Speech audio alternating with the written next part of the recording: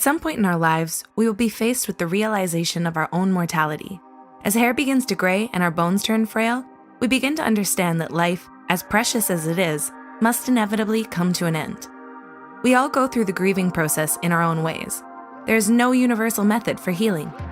If you've dealt with this kind of loss, you know that the healing process sometimes feels impossible. You might feel like this lingering feeling will remain with you forever.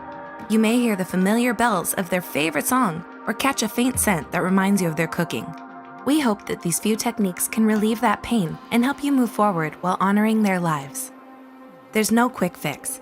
Dealing with grief isn't some scientific problem that we solve. Grief is an incredibly complex emotional journey, and it isn't a process that we should rush.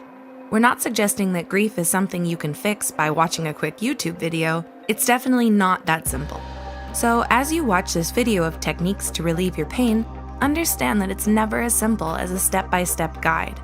If you feel overwhelmed, there are professionals, family, and friends that you can reach out to.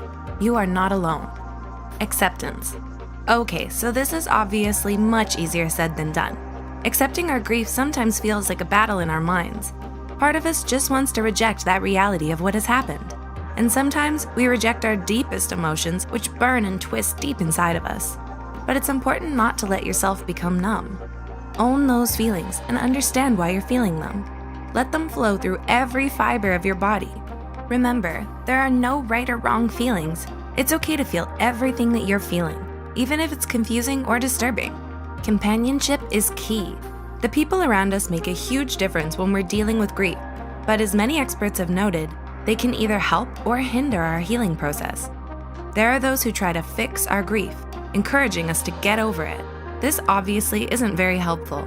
The best companions during these dark times know how to listen. Sometimes there are no words to express how we're feeling, and no words to reassure us, and those people understand this. These people are just there for us, whether it means providing a distraction or lending a shoulder to cry on. Use art as an outlet. Those deep, heavy feelings of grief aren't just going to disappear, but you can channel those feelings into something creative. And art is one of the most helpful healing methods. In her book, It's Okay That You're Not Okay, psychotherapist Megan Devine recommends taking those emotions and pouring them into a painting, a graphic novel, or any other art form that gives you an outlet. Artistic expression lets you get grief off your chest, as it's a form of emotional release. Write a journal. Sometimes it's easier to keep silent rather than express our emotions. However, most psychologists agree that it's not a good idea to bottle everything inside. If art isn't your thing, keeping a journal is a great way to understand our emotions, including his grief. When writing our emotions, we confront, dissect, and ultimately come to terms with them. Based on the research on journaling in the psychological community, we understand its benefits, especially if you write over the course of multiple days. You don't have to share your journal with everyone, and that gives you total freedom to truly express yourself.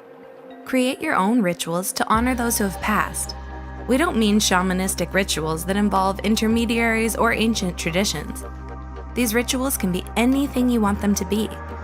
Dr. Kim Bateman, a clinical psychologist, encourages us to think about what made our loved ones happy when creating our own rituals. Maybe your loved one really enjoyed a specific type of tea. Your ritual could be something really simple, such as pouring your loved one a cup of tea and thinking of a memory of them while their cup sits and steams. It doesn't matter what you believe in. This is just a way for you to honor their memory, plain and simple. Don't trust in the 5 stages of grief. Most of us are familiar with the so-called 5 stages of grief. This was introduced to us by psychiatrist Elizabeth Kubler-Ross way back in 1969. And while it's definitely an interesting model, the entire concept is now a little outdated. Most modern psychologists agree that grief is not a linear process, and it can't be summed up as a simple equation or formula. Grief is experienced differently by everyone.